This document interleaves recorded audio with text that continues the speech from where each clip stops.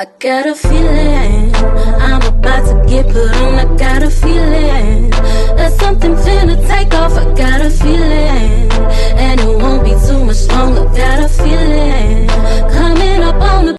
All right.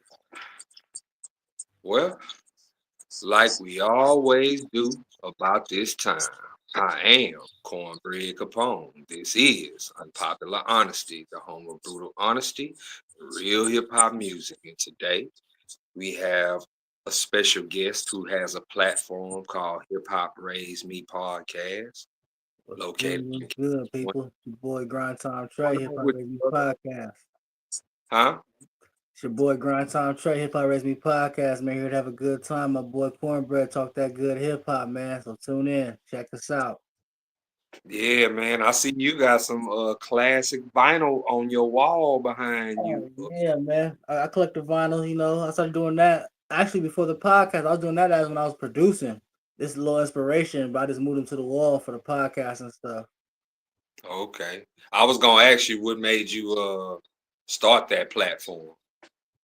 Man, I was actually getting bored with hip hop like 2023.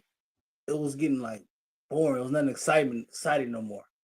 And I was just like watching drink champs and stuff, chilling. And people would call me, we'll talk hip hop, arguing. And somebody was like, "Man, you should do a podcast. You know so much." I was like, "You know what? That's something I did want to do a while ago. I'll look into it." Then I started just putting it together and stuck with it.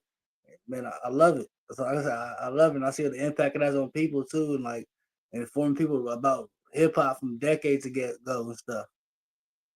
Yeah, man. I noticed the questions that you pose on threads and some of that stuff I have conversations with people about because of course some of the people I hang around is not within my age group. Yeah. And the younger audiences are not aware of certain things. Um I wanted to ask you because it's so many ways we could take this conversation when we talk about hip hop, but you said in 23 that it was becoming boring to you. Yeah. For me, if I'm just being totally honest, um when I say the change happened in 2007. In 2007, this is what happened. Um it seemed like anything with a message, anything that meant something was being stifled. Oh yeah, I agree. It seemed like anything that, what I'm saying, might have had a catchy hook or maybe you could do a little dance to it, all that was sliding. All that was being Yeah. allowed in the door. So That's dance song time. 2007. That's dance song. That's Chicken Noodle Soup. Crank That Soldier Boy. Stanky Leg. That's when it kind of. That's why I fell out of it too. But that time we had the mixtape era, so I was big on that piff. So I was still getting my hip hop through the mixtape game at that time. Like the industry was super watered down at that time. 2007 was like a horrible year. yeah, that's what was going. And then you did have the mixtape era because I used to sell music. So Okay. So he know. He know about that. Yeah. a lot of music I got, like I was trying to get, a lot of times I would get stuff for me, but Yeah. people ended up liking it as well because I used to get the DJ K Slay tapes, the Clue tapes, the Big Mike tapes, the DJ Envy tapes when he was making mixtapes before he was on radio. Breakfast Club. Yeah, I remember when he was doing the tapes, the exclusives and stuff. All that stuff, so even the DJ Drama Gangsta Grills because it seemed Yeah. like Gangsta Grill was looked at as almost like an album at that time. Oh You yeah, know, when Jeezy set it off with that Trapper Die, once he Jeezy that Trapper Die Gangsta Grill, it was like a street album. It was in the mix. It was considered like a street album at that time. And yeah, we had I, that too. That actually gave us hip hop at the time. We had the street albums from Gangsta Grills. yeah. I, I don't know, man, because from that point on, I had stopped listening to secular radio. I stopped watching award shows. I, I just started going back, and I Yeah. realized we're going back like because when I was growing up, I couldn't afford every album that came out in the 90s. Man, So some stuff I missed, some stuff I didn't get to hear. I'm And glad you brought that up too, because I'm going through that still to this day. Because like remember you had to have your $15 to $20 to go get an album. So there's a lot of albums. I'm going back watching Drink Champs. I'm hearing full albums of songs I only heard a couple singles on before. Like, oh damn, okay, this is why this album's this. Okay, I didn't get a chance to cop this one. Like, and that helped me with the podcast too. That made me look at hip hop different. Going back streaming, listening to old albums because I was so bored with current music. And I've been doing that probably since streaming's been out, listening to old music. But it's been even more with the degrade of the quality of music going down. It's been more me digging in the crates, we'll say. But it's streaming. I call it digging in the crates because I'm going back. I feel that. One album that came out in the 90s that I know I did not listen to in the 90s was Jay-Z Reasonable Doubt. Now, I'm gonna be totally honest with you. Everybody know that I'm from Texas, but anybody that personally knows that I am one of the biggest Tupac fans in the world. Okay. And with that being said, you know, when Pac dissed people, I didn't listen. Too. I didn't listen to him. He talked about Mobb Deep. I did not listen to Mobb Deep. I didn't listen to Mobb Deep till the 2000s, and I was kind of disappointed that I didn't listen to Mobb Deep because Mobb Deep had some good music. Man, they got music. Like you can't front on that. Like all the East West stuff aside, man. If you listen to the Infamous, that's a hard ass album. That's a classic street album. You come in, it don't matter where at, anywhere in the world. You come from any kind of ghetto or low income area, you relate to that Infamous album because it's like painting a vivid picture of that environment, especially in the 90s. Like, man, way Prodigy was spitting on there is like they're gonna read about that and they're gonna learn about that in colleges one day. Mobb Deep Infamous album. If you want to learn about the streets, go listen to Mobb Deep Infamous. They should if they make a hip hop curriculum. I mean, that would be on there. They already studying Tupac. I mean, you know, but what I did want to ask you was, because I asked everybody this question, do you have a top 5 best rappers? Okay, I got a top 5 best rapper. It goes in top 5 hip hop artists, not just off of skill, but overall artists. And I really listen to their music. My number 1 will be Nas. My number 2 is Jay-Z. My number 3 is actually Kanye. My number 4 is Snoop. My number 5 is Kendrick. I know it's kind of odd to get to the end. You're like, how you got Snoop in there for all these spitters? I really grew up on Snoop, and I listened to the music he put out. He gave us quality albums, like, and I still listen to Snoop to this day. If Snoop drops something, I'm still checking for it. I'm not gonna lie, like there's a lot of others I still check for. I want to ask you, how did you feel about Missionary? Because the reception of it is kind of mixed. You got you got half and half. You got people who like it and people who don't. But how did you feel about that? Honest, I liked it. I liked hearing it, but it's not an album. I'm gonna be honest. I'm not an album I'm gonna go back and listen to like it's a classic. But I like hearing Snoop rap at that level. Kind of Dre pushed that out of him, but it's not the best quality of music that Dre and Snoop can make. So it's not something I'm gonna repeat like the Dre 2001 album or Doggy Style. Like those is quality full albums. This is Snoop and Dre in their retirement years putting it together. It's dope hearing it, but it's not something I'm gonna keep listening to be honest. But it's dope still. Like to be honest, it's not something I'm gonna keep on repeat. I want to ask you this question because I always had this debate with a lot of people. Rap stands for rhythm and poetry. You know, when I was young, Eric B and Rakim was rapping. Slick Rick rapping. Big Daddy Kane, Cool G rap, KRS-One, Chuck D. All these people were rapping.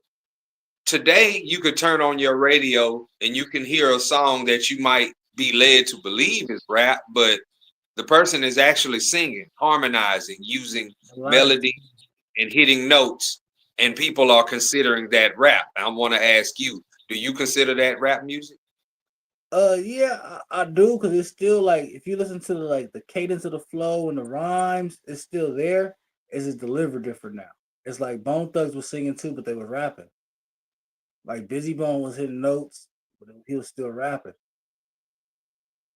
I, and I've heard people compare, but they rapped because classic example. East 1999 Eternal, classic album. On that album, there was 2 songs where they harmonized. Me give love, me give love. Yep, and Bud Smokers only. And the other one was Buddha Lovers. Yeah, Buddha Lovers. Yeah, Buddha Lovers. And but the rest of that album was a rap album. Yeah. And I don't think that they might have had an interlude on that double album, Art of War, where they were harmonizing, but it wasn't. It's not like today. It's not like go and get a Rod Wave album. We know what that's gonna be if you listen. I get where you come from like that, because Rod Wave is like strictly singing. Like I see Future got some flow to it. Like Future will sing, then he'll actually rap. You know, Young Thug will have to do his little shit, but he'll actually rap. Like Rod Wave, that's probably a questionable one. You probably got a point right there, because I ain't never seen him really like this rap. It's always been just the harmonizing. Right. And I kind of get where you're coming from. That's like, then we might as well consider Nate Dogg a rapper then. At that point, if you consider singing rap, then yeah, you should consider. But I love Nate Dogg, and I never considered him a rapper because I always respected what he did. I always respect the art from what he did, where he didn't have to be considered rap, because it was dope what he did. It was just, that's Nate Dogg does that. Can nobody else do it? So it was like, it was no title. That's Nate Dogg. Nate Dogg doing Nate Dogg. Man, I'm not gonna lie. Like, I'm gonna be honest with you. When I heard GNX and I heard Missionary, not just that, the West Coast has been back on the run as of lately, reminiscent of the Death Row days. Last night, I watched the Pop Out concert again, just because. And when Kendrick said, "Man, all these different sides up here in the name of unity and love," I said, "Man, I have not seen that since Death Row." Yeah. Death Row in the 90s. And I said, man, you know what I'm saying? Like the run that they on right now, like just people always forget to mention that about Suge. Like he brought that unity together to get money, make music. Yeah, there was issues, you're gonna have that. You're gonna have that, but they put the spotlight on that to paint a certain picture.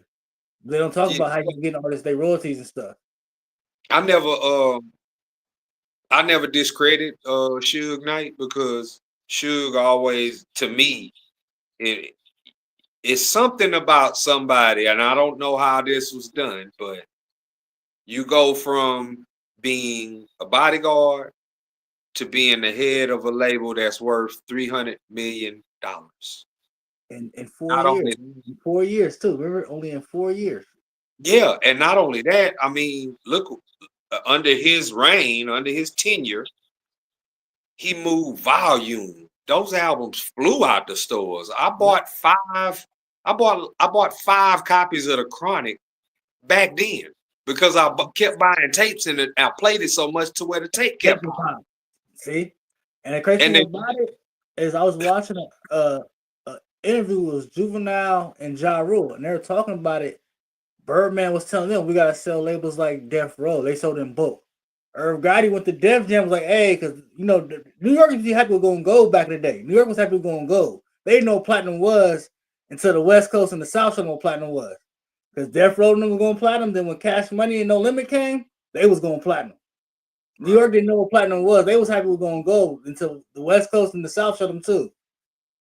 Right. So then they start seeing like, oh damn, we gotta go platinum.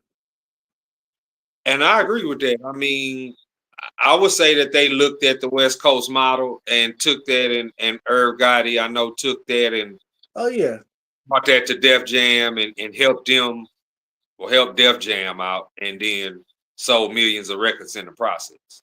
Yep. Just basically off that same formula, though. You know what I'm saying? Because they was Def Jam in the late 90s and early 2000s. They was moving volume like Death Row was. Yeah. Selling both multi-platinum albums going multi-platinum. Yeah. In the early 90s, that was not happening in hip hop until Death Row came. That's why it was so big when They were trying to crush the Snoop Dogg CDs and tapes. He was going platinum.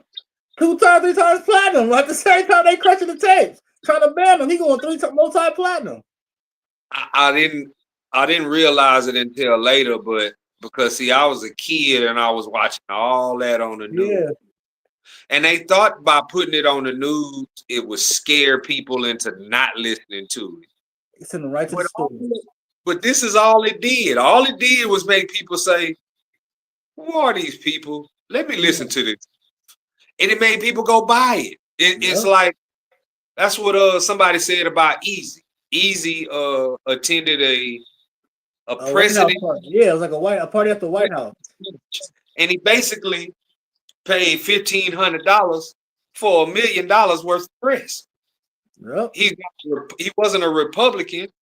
They just put his name on it, and he said, "Oh, this must be a thing for." He just used it as, "Okay, let me get free publicity out of it," and it worked in his favor.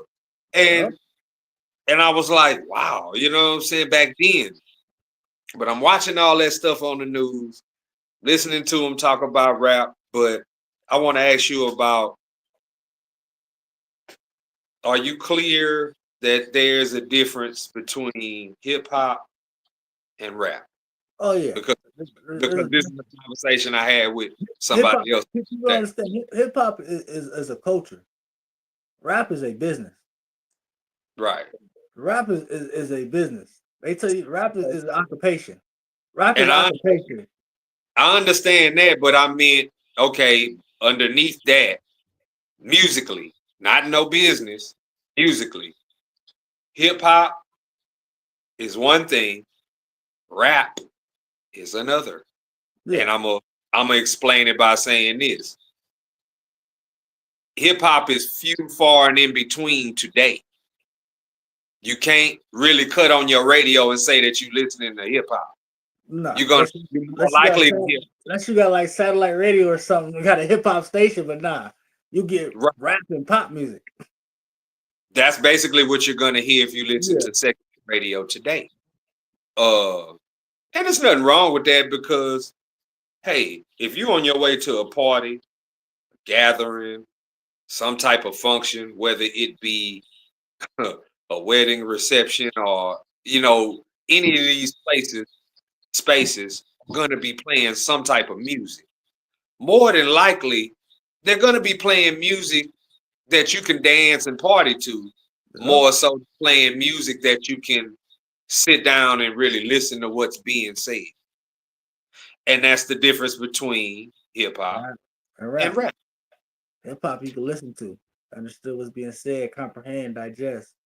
Rap is to get you moving, get on the dance floor, make your head bob. Yeah, you know what I'm saying? And it's you know, I guess a healthy balance would be both. Listening to you know what I'm saying? I guess what I'm trying to say is I guess you're not gonna be able to pick between one. You just have your certain time frame for, because if everything is relegated to a time and place, then you have music for certain times and places as well. And then you could say, okay, well, you're on your way to the party or you're on your way to the club, some type of gathering, some type of event. You're going to hear this type of music. But now when you're chilling, you're kicking it, or you might just take a ride, hit the highway, you're going to put on something that's going to make you think. And that's how I equate the hip hop and rap.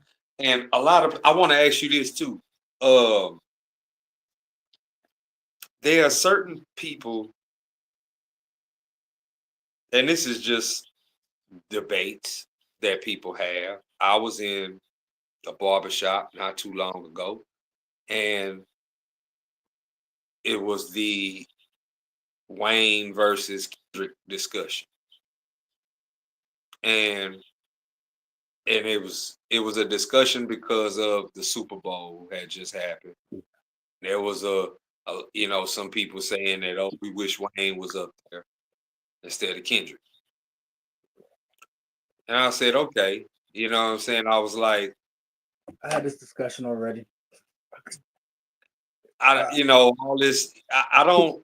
I I don't. hate when I people. I hate when don't. people say like certain. They don't understand the whole aspect of the business side of hip hop, of what has to make sense.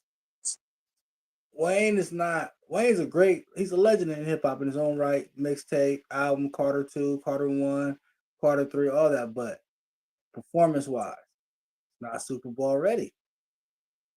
He don't take it serious as Kendrick Lamar take it serious when he hits that stage.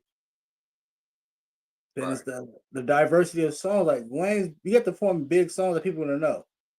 Wayne's biggest songs, nobody wants to see him perform. Lollipop, A Millie, 6'7", How to Love. We don't want to see Wayne perform that.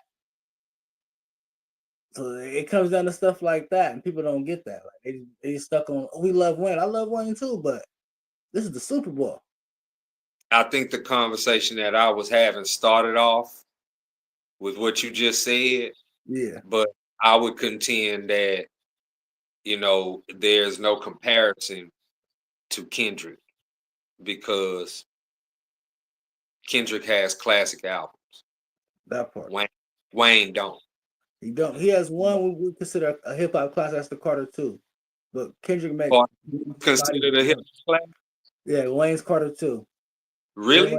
Lil Wayne Carter 2. That's like a hip hop classic. Like, you might be one of the first to say that because not most of the time I talk to his fans, they are gonna say Carter 3. And if you're a real Wayne fan, I feel like you'll say Carter 2. Carter 3 is more commercial. That's the hits.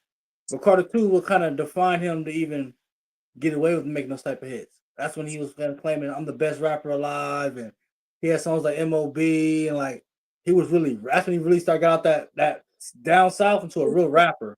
I remember that album, and I remember I remember feeling like him saying I'm the best rapper alive was one of the biggest lies in hip hop because yeah.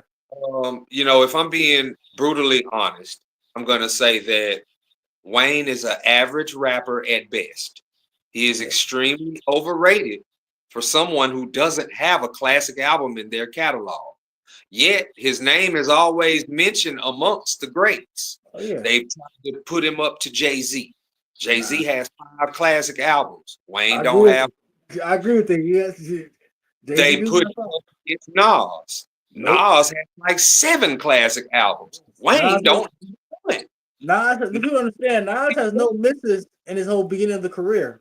This whole where it really counts, he has no misses. Nas, from Illmatic all the way to Stillmatic, Nas has no misses. From Illmatic to Stillmatic, Nas has no misses. Nostradamus was a little.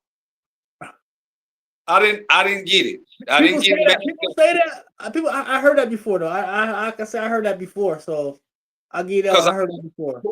But Nostradamus, he kind of like I don't know what angle he's trying to come at me with here, or what is it he's trying to say. It was a little unsure, but still, man, the crazy thing. The thing about Nostradamus, it got leaked the first time, so they had to re-record it and come with new songs. So it was like a mix of him trying to he had singles and shit, like he had "You Owe Me" with Genuine and Nostradamus. Then he was trying to find it. So yeah, I remember this is after he shot Belly too. He was on his Go Back to Africa tip. So the album was kind of like before Belly and after Belly because it got leaked. I forgot that it leaked. Yeah, so that's why it's kind of chopped up. At that time, a lot of people, they had to deal with them leaks. But yeah. I didn't mean to deviate from what I was saying. Wayne is extremely overrated for someone who has done a lot of features with the who's who in hip hop and always had the worst verse. You did say that. We can go down the line from Chris Brown, Busta Rhymes, and Lil Wayne. Look at me now. Who had the best verse on that song? Busta. Swagger Like Us. Who had the best verse on that song? That's how the fucking Jay-Z or Kanye. They both got on that one. And hey, be honest, Wayne probably came last on that one because T.I. got off too. I'm not gonna lie. We can't count T.I. on Swagger Like Us. I ain't gonna lie. T.I. kind of murdered that one. We can You got a keep going. point right there. You got a point right there. You got a point. Because T.I. did Okay, murder that too. I got one more song. Forever. Drake featuring Kanye West, Lil Wayne, and Eminem. Who had the best verse on that song? Eminem. Eminem. I was say Eminem. Eminem had that one. My point in saying all of that is if you're gonna be a great rapper, you're the best rapper alive, you need to be able to stand on the track with the best rappers and hold your own. He always Eminem did it with Jay-Z on Renegade. He did it. Scarface did it with Nas and Jay-Z. He did on Favor and Guess Who's Back and This Can't Be Life.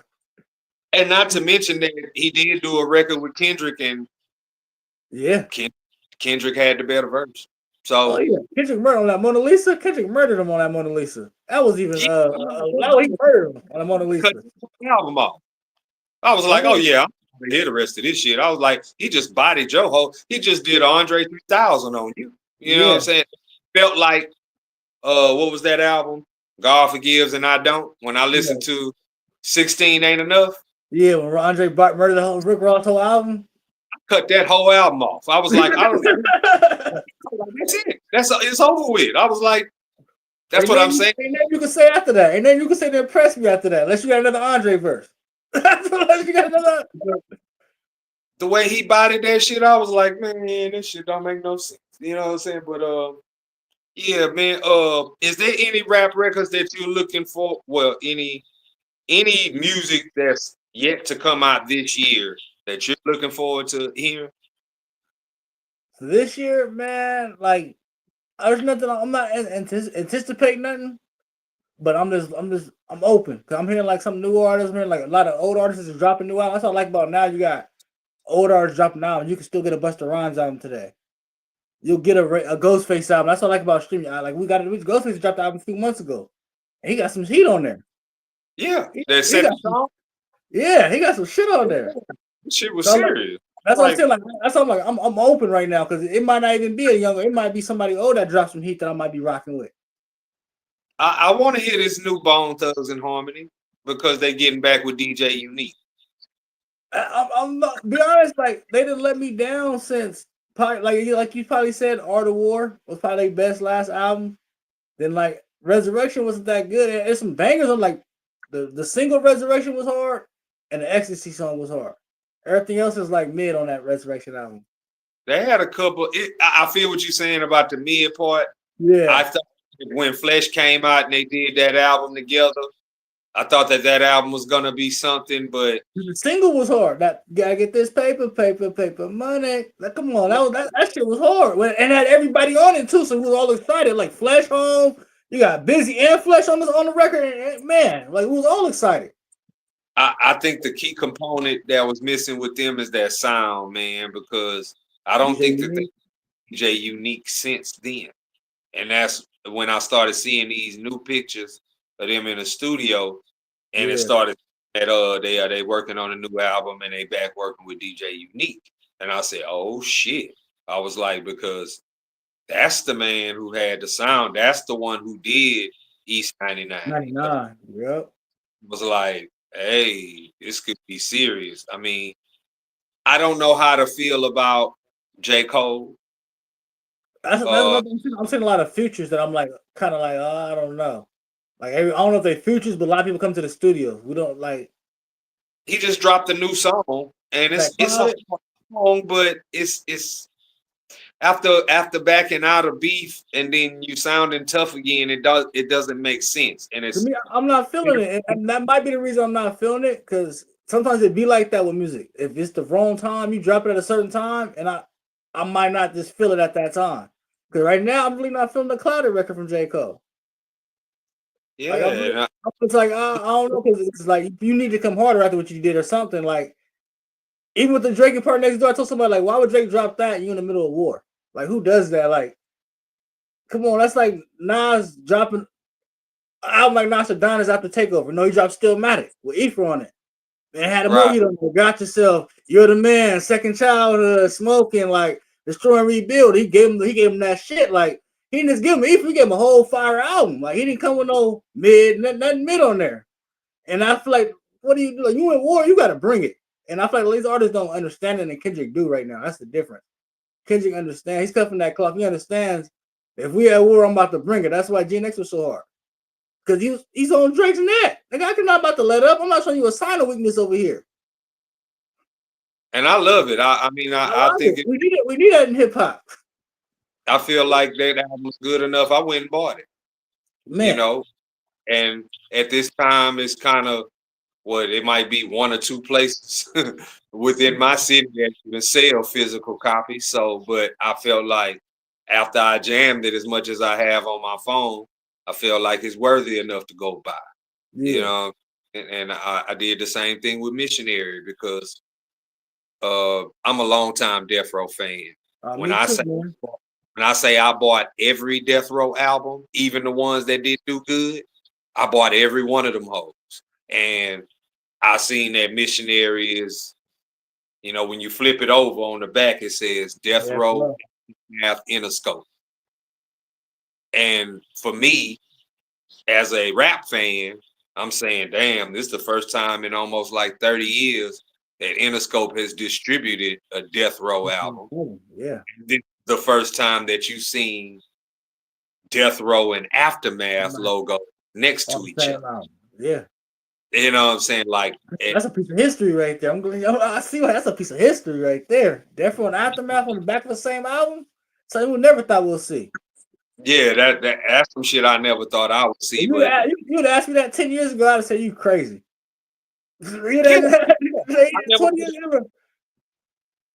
I never would have guessed that, man. But I want to say, man, I appreciate you taking time to holler at me. Oh man, anytime, man. I had a good time, man. Yeah, and we got to do this again. You know what I'm saying? Because this type of dialogue is much needed. Before we get up out of here, is there anything that you would like to say? Man, there's people check us out, Hip Hop Raised Me Podcast. We got episodes dropping every Saturday right now on YouTube. That's the video. We drop the audio on Sundays, video on Saturday.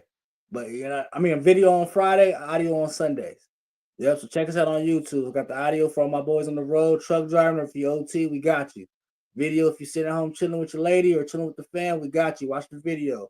Hip hop content, talking, getting good dialogue like this right here. We out though. Already, man. And on behalf of Hip Hop Raised Me Podcast and the good people at One Man Records, I am Cornbread Capone. This is Unpopular Honesty, the home of brutal honesty and real hip hop music. And until next time, everybody, peace and love. That's what the world needs in a major way. Yeah. Peace and love. Peace and love.